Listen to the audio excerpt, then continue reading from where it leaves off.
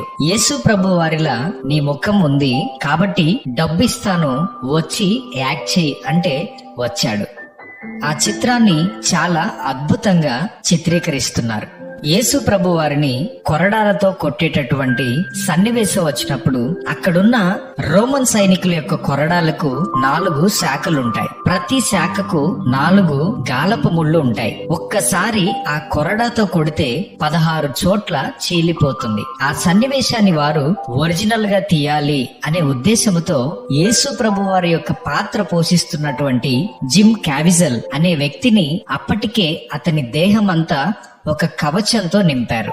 అయితే అతనిని బండకు బంధించి మొదటి దెబ్బను కొట్టారు. ఆ వ్యక్తి చాలా అద్భుతంగా ఎమోషనల్ గా నటించాడు. రెండవ దెబ్బ కొట్టారు, అదే స్పందన అతనిలో ఉంది. ఆ మూవీ తీస్తున్నటువంటి డైరెక్టర్ అనుకుంటున్నాడు చాలా అద్భుతంగా ఈ వ్యక్తి నటిస్తున్నాడు అని.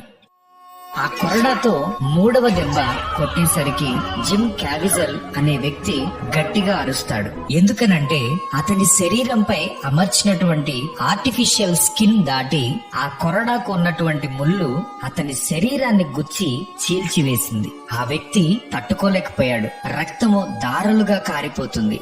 వెంటనే అంబులెన్స్ వచ్చింది. హాస్పిటల్ కి ఆ వ్యక్తిని తీసుకుని వెళ్లారు.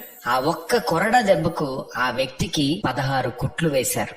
అప్పుడు జిమ్ క్యావిజల్ అడుగుతాడు మెల్ గిబ్సన్ ని, మెల్ గిబ్సన్, యేసు ప్రభు వారిని నిజంగా ఎంత భయంకరంగా కొట్టారా?